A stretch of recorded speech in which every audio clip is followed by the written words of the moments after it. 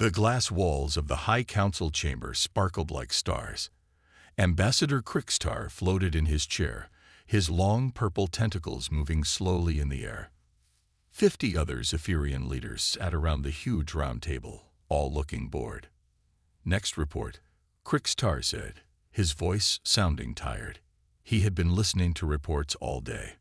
A young scout officer stepped forward. His green skin looked pale under the bright lights.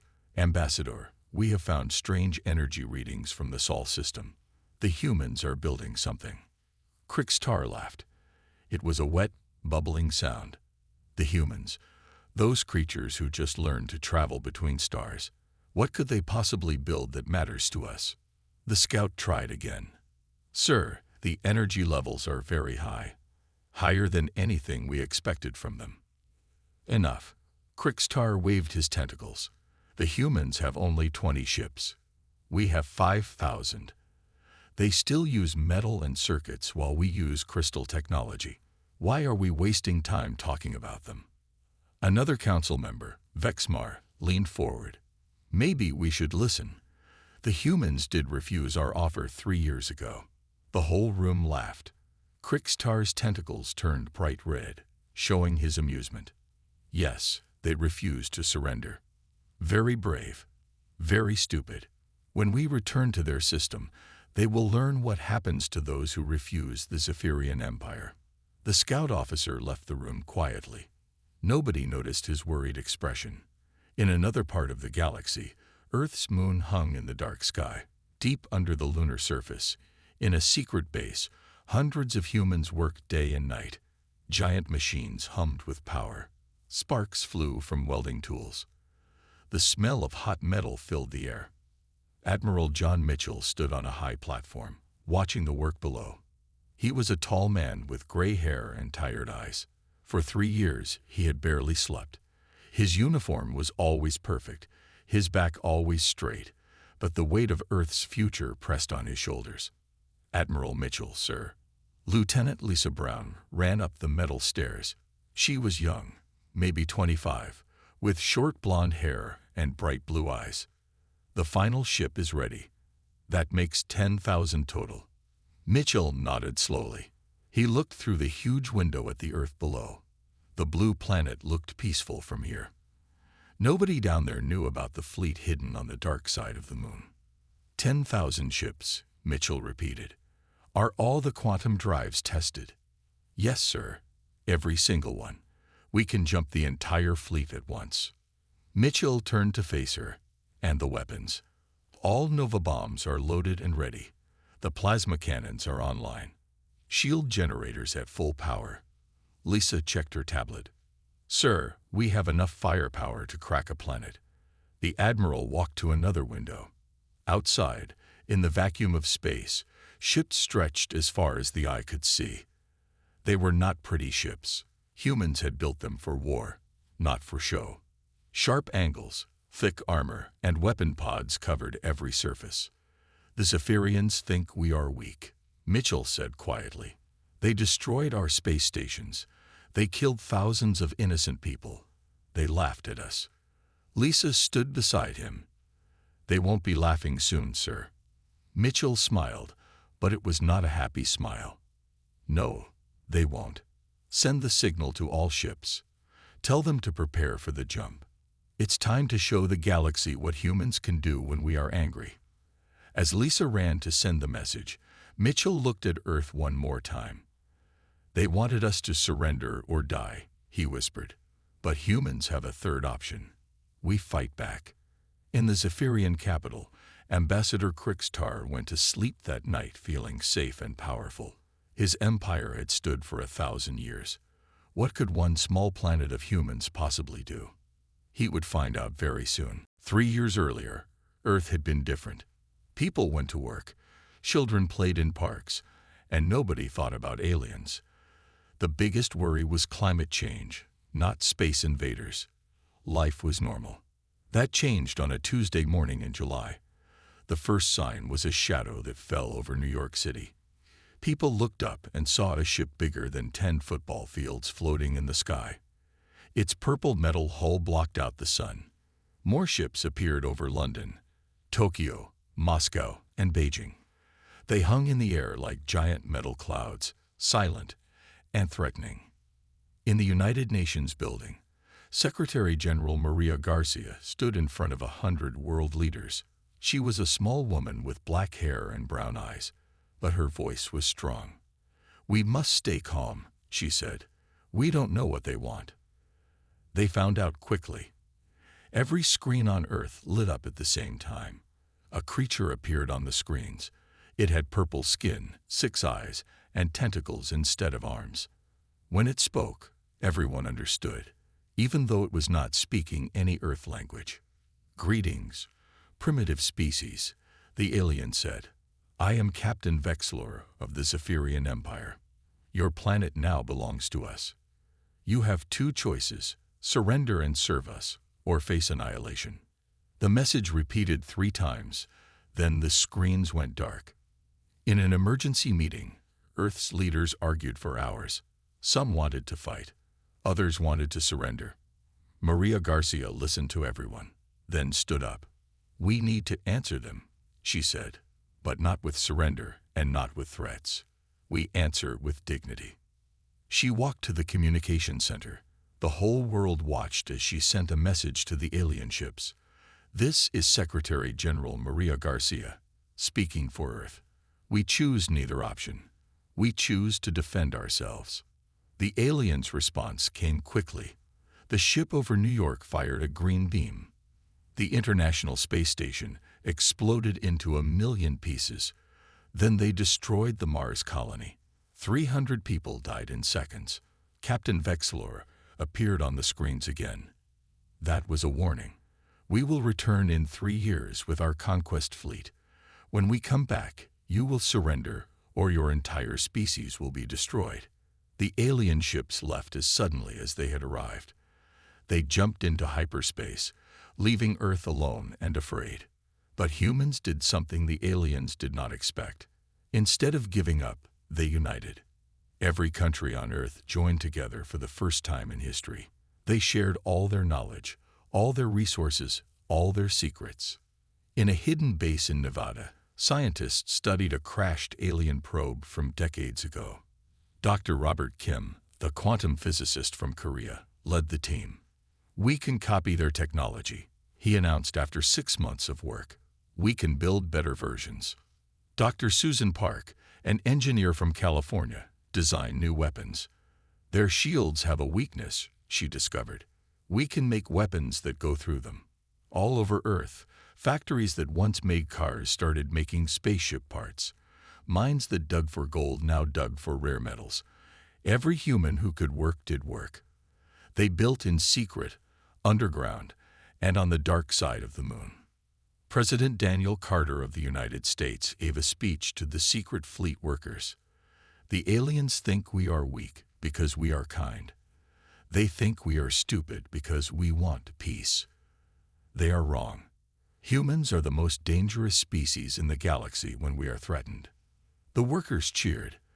They went back to building ships, making weapons, and training for war. Captain Vexlor sent reports back to his empire. "The humans are quiet. They do nothing. They will be easy to conquer when we return." The Zaphirian Empire believed him. They told jokes about the foolish humans who chose to fight. They shared videos of Earth's destroyed space stations as entertainment.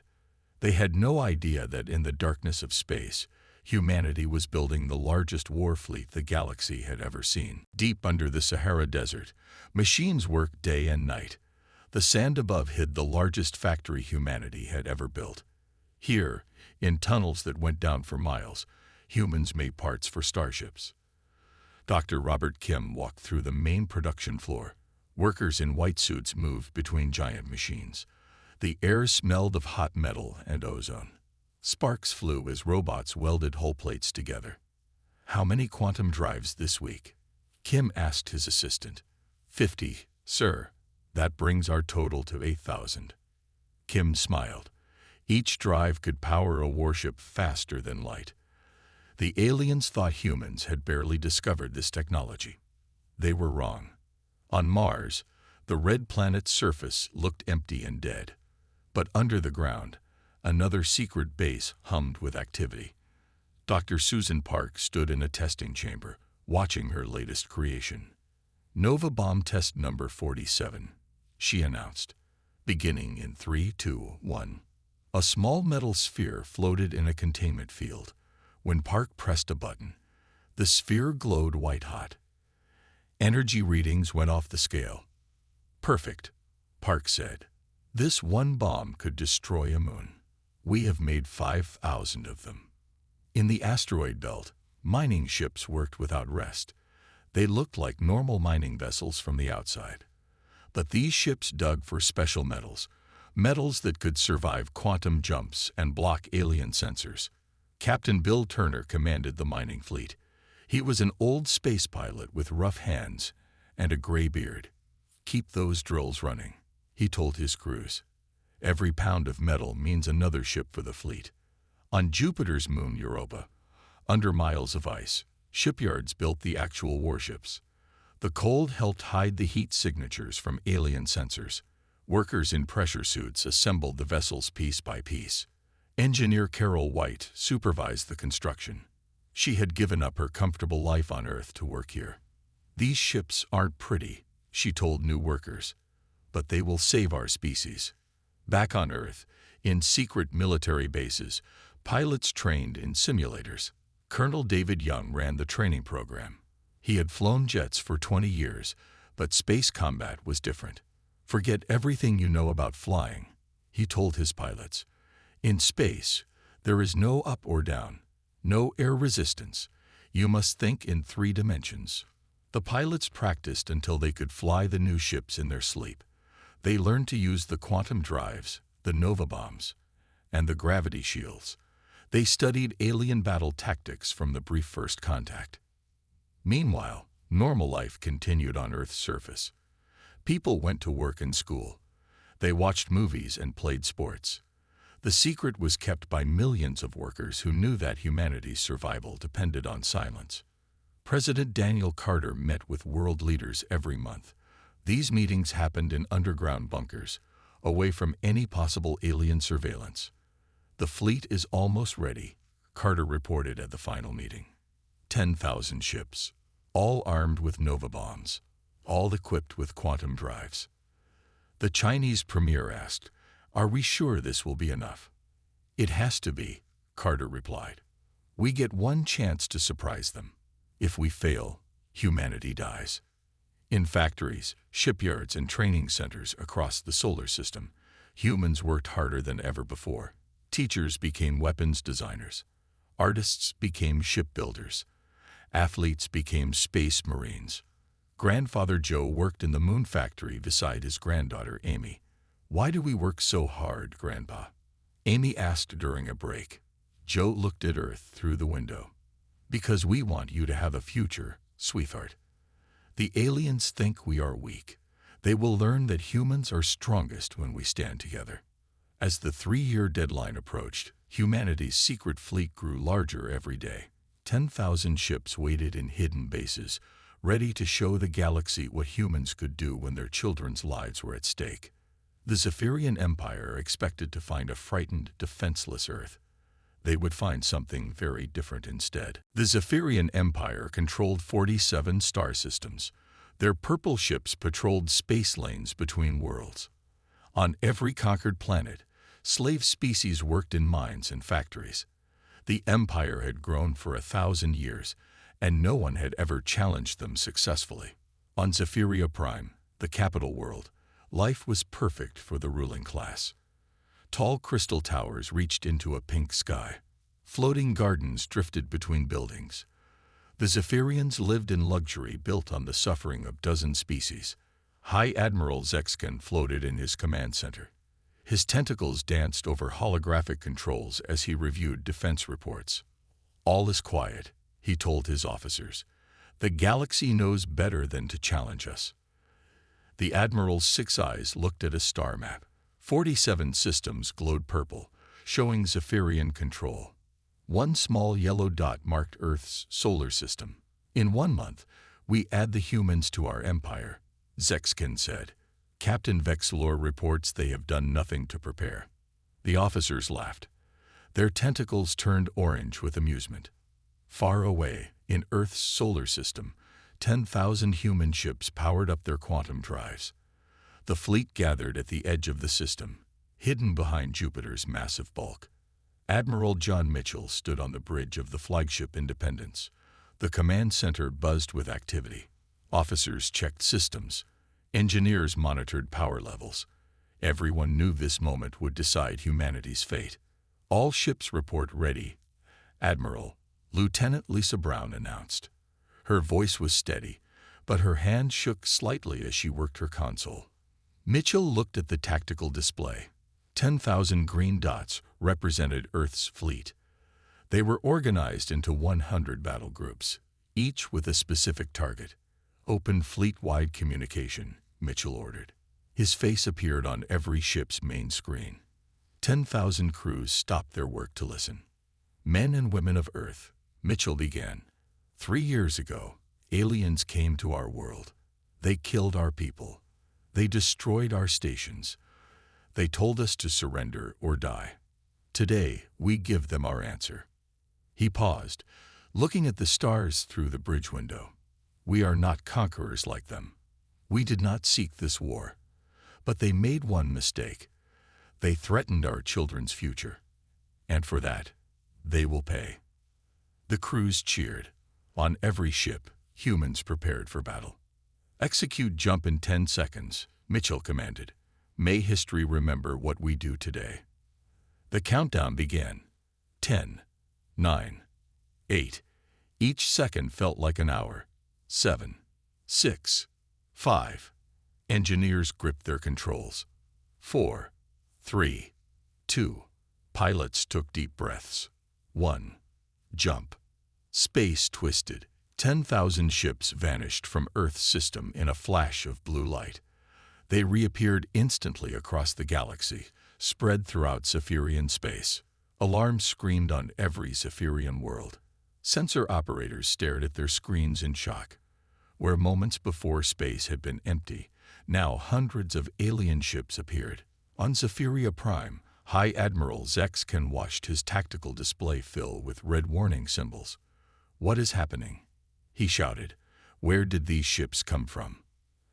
"Admiral," a terrified officer reported, "they are human ships. Thousands of them. They are in all our systems at once." Zexken's tentacles went pale. "Impossible. The humans have only 20 ships. Our spies confirmed this." Another officer interrupted. "Sir, we are receiving a transmission from the human admiral." Mitchell's face appeared on the main screen. Behind him, the bridge of a warship was visible. His expression was calm, but his eyes were hard as steel. "Zaphirian Empire," Mitchell said. "I am Admiral John Mitchell of Earth. You gave us 3 years to prepare for surrender. We used that time differently. We prepared for war." The transmission ended. Across 47 star systems, human ships opened fire. Quantum torpedoes streaked through space. Nova bombs armed. Shield generators hummed with power. The war for the galaxy's future had begun. High Admiral Zexken watched his empire burn. On the tactical display, red dots swarmed around purple ones. Each red dot was a human ship. Each purple dot that winked out was a Zaphirian vessel destroyed. How? Zexken's tentacles shook. How are they doing this? His science officer, Vractel, studied the sensor data. "Admiral, their shields are unlike anything we have seen. Our plasma weapons cannot penetrate them." Outside the command center's windows, space lit up with explosions. The Zaphirian home fleet, 5,000 ships strong, struggled against 2,000 human vessels. But the human ships danced through space, their gravity shields bending attacks away. On the human destroyer Retribution, Captain Jennifer Lee gripped her command chair. "Hard to starboard. Fire quantum torpedoes, full spread." The ship spun, avoiding purple plasma beams. 6 torpedoes launched from the Retribution's tubes. They phased out of normal space, passed through Zaphirian shields, and phased back inside enemy ships. 6 Zaphirian cruisers exploded from within. Direct hits, Captain.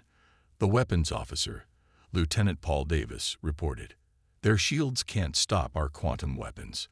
Lee smiled grimly. Target their command ships. Cut the head off the snake. Across the battle, similar scenes played out. Human ships used tactics the Zaphirians had never imagined. Where alien vessels fought in rigid formations, humans attacked in coordinated but unpredictable patterns. Commander Alex Rivera led Strike Group 7 in a daring attack run. His 50 ships dove straight toward Zaphiria Prime's defense stations. Remember, he told his pilots, they expect us to fight like them. So we don't. The strike group split suddenly into 5 units. Each unit targeted a different station. Nova bombs launched, their white trails cutting through space. The station's shields flared and died. Then the stations themselves vanished in blinding flashes. Defense grid is down, Rivera announced. A planet is exposed. In the Zaphirian command center, panic spread. Officers shouted reports that made no sense. Their ancient battleships, each 1 century old, fell like leaves before human weapons. Admiral, an officer cried, the Eternal Dominion is gone. 1 bomb destroyed our largest dreadnought. Zexkin could not believe it. The Eternal Dominion had conquered worlds for 800 years. Now it was space dust. Launch all reserves, Zexkin ordered. Every ship, every fighter, everything. But it was too late. The human fleet had planned for this. As Zaphirian reserves launched, human ships were waiting. Ambush groups hidden behind Zaphiria Prime's 3 moons struck the launching ships before they could form up. Lieutenant Commander Helen Martinez led Bomber Wing 12. Her heavy attack ships carried the most powerful Nova bombs in the human arsenal. Target their shipyards, she ordered. Make sure they can never build another war fleet. The bombers released their payloads. 12 Nova bombs streaked toward the massive orbital shipyards where the Zaphirian Empire built its mighty vessels. The explosions were visible from the planet's surface. 12 new suns that burned for seconds, then faded, leaving nothing behind. Hour after hour, the battle raged. The Zaphirians fought desperately, but they were outmatched. Their plasma weapons, which had terrorized the galaxy, barely scratched human shields. Their proud ships, decorated with conquest markings from dozens of worlds, exploded under quantum torpedo strikes. On the bridge of the Independence, Admiral Mitchell watched the tactical display. The purple dots were disappearing fast. Status report. Sir, Lisa Brown replied. Enemy fleet strength down to 1,800 ships. We have lost only 42 vessels. Mitchell nodded. The plan was working. 3 years of preparation. 3 years of studying captured alien technology. 3 years of improving on it. Now the results showed in the burning wreckage around Zaphiria Prime. By the 18th hour, space around the Zaphirian capital was a graveyard. Twisted purple metal floated everywhere. The mighty Zaphirian fleet, terror of the galaxy, existed only in memory. High Admiral Zexkin stood in his ruined command center. Most of his officers were dead. His tentacles drooped in defeat. Outside, human ships surrounded his world. Open a channel to the human admiral, Zexkin said quietly. We must discuss terms. The main screen in the Zaphirian command center flickered to life. Admiral John Mitchell's face appeared, calm and cold. Behind him stood the bridge crew of the Independence, all humans, all watching with hard eyes. High Admiral Zexkin forced himself to stand straight. His tentacles trembled, but he tried to hide his fear. Around him, the few surviving Zaphirian officers cowered at their stations. Admiral Mitchell, Zexkin began, his voice shaking. We wish to discuss. No, Mitchell cut him off. You will listen. 3 years ago, your Captain Vexlor came to Earth. Do you remember what he said? Zexkin's 6 eyes blinked rapidly. He remembered. Every word was burned into the Empire's history. He gave us an ultimatum, Mitchell continued. Surrender or face annihilation. Those were his exact words. Now, I give you the same choice. But my terms are different. The human admiral stood up. His gray uniform was simple compared to Zaphirian finery, but his presence filled the screen. Here are humanity's terms. First, dissolve your empire. Immediately. Zexkin's tentacles went pale. Dissolve the empire. But we have ruled for 1,000 years. Your rule ends today, Mitchell said simply. Second, free every species you have enslaved. All 46 conquered worlds will be given independence. Your occupation forces will leave. Today. Another Zaphirian officer found courage to speak. That is impossible. Those species depend on us.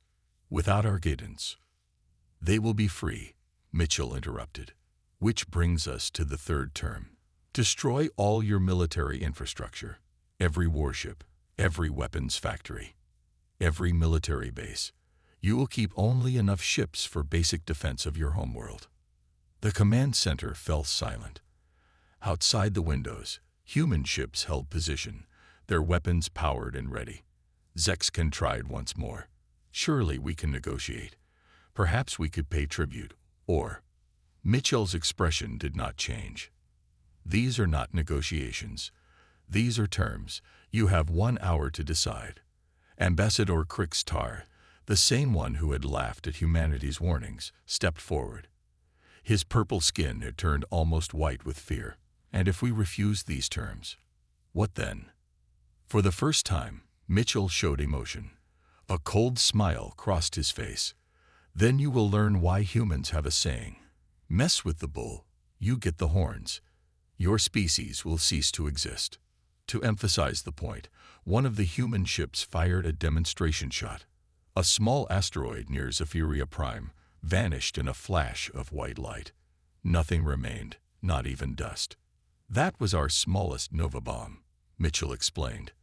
We have 5,000 more, enough to turn every Zaphirian world into vapor. The choice is yours. Zexkin looked around his command center. He saw the wreckage of his fleet through the windows. He thought of the billions of Zaphirians on the planet below. He thought of their colonies on other worlds. If we accept, Zexkin said slowly, will you guarantee our survival? Will you promise not to destroy us anyway? Mitchell nodded. Humans keep their word. Accept our terms, and your species will live. You will be confined to your home system, but you will live. We do not seek genocide. We seek justice. The Zaphirian officers whispered among themselves. Their empire, built on the conquest of others, faced its end. But the alternative was extinction. Krikstar spoke what they all thought. 3 years ago, I called them primitive. I said they were no threat. His tentacles drooped in shame. I was a fool. They are not primitive. They are terrifying. Zexkin made his decision. His 1,000-year-old empire would die, but his species would survive. Admiral Mitchell, we accept your terms. We will dissolve the empire. We will free all conquered species. We will destroy our military. Mitchell nodded once. You have made the right choice. Our ships will monitor your compliance. Any deviation from these terms will result in immediate consequences. The transmission ended. In the command center, the Zaphirians stood in shocked silence. Their empire was finished. The age of Zaphirian dominance had ended in a single day. Outside, human ships began organizing to oversee the liberation of 46 worlds. News traveled faster than light across the galaxy. Every spacefaring civilization watched their screens in shock. The Zaphirian Empire, ruler of 47 systems, defeater of countless species, had fallen, and the conquerors were humans, the newest species to achieve space travel. On the crystal world of Altair, the collective council gathered in their halls of thinking. Elder Zintak's crystalline form pulsed with different colors as he processed the information. Impossible, he resonated. The humans had only primitive technology 3 years ago. The younger council member, Vensha, displayed holographic recordings of the battle. Watch how they fight. Their ships use quantum phasing, Their shields bend gravity itself. Their weapons ignore conventional defenses. But how? Another elder asked. Such advancement should take centuries. On the water world of Rigel, the Commonwealth Parliament floated in their great sea chamber. Prime Speaker Bellamore's fins rippled with excitement. The humans freed the slave worlds already. Look at these reports. The Parliament watched feeds from across the galaxy. On every conquered world, Zaphirian forces were leaving. Human ships arrived to ensure peaceful transitions. Billions of enslaved beings saw sky without Zaphirian patrols for the first time in generations. On the desert world of Kepler 5, the Saurian tribes witnessed their occupiers departing. Chief Rakan stood on a sand dune, watching purple ships lift off. Beside him, his daughter Syrah asked, "Father, are we truly free?" "It seems so," Rakan replied, his scales changing color with emotion. "The humans have done what we could not. They have broken our chains." The science vessel Discovery orbited a liberated world, recording everything. Dr. Patricia Wong stood on the observation deck, speaking into her recorder. Day 19 of the liberation. The Zaphirians are complying with all terms. Their military infrastructure is being dismantled under human supervision. Her assistant, Dr. Carl Foster, brought new reports. The freed species are organizing. They want to thank humanity. They're calling us liberators, not conquerors. Wong nodded thoughtfully. Let this be a lesson to future generations. Humanity seeks peace, but we excel at war. We did not want this conflict, but when forced to fight, we showed the galaxy our true strength. Meanwhile, on the Zaphirian industrial world of Zaphiria 3, massive factories were being destroyed. Commander Helen Martinez supervised the demolition. "Detonate the weapons plant," she ordered. The explosion lit up the purple sky. Another factory that had built tools of oppression became rubble. The Zaphirian overseer, Mexilor, watched with all 6 eyes full of sadness. "That facility stood for 500 years, he said. Martinez turned to him. "It built weapons that enslaved billions. Good riddance." Across the galaxy, other civilizations began reaching out to humanity. The Centauri Federation sent their first diplomatic message. The Vegan Alliance requested meetings. Species that had hidden from the Zaphirians now emerged, curious about these humans who had done the impossible. On Earth, the United Nations received hundreds of alien delegations. Secretary General Maria Garcia, the woman who had refused to surrender 3 years ago, now welcomed beings from across the galaxy. "Humanity extends friendship to all peaceful species," she declared. "We wish to build a galaxy based on cooperation, not conquest."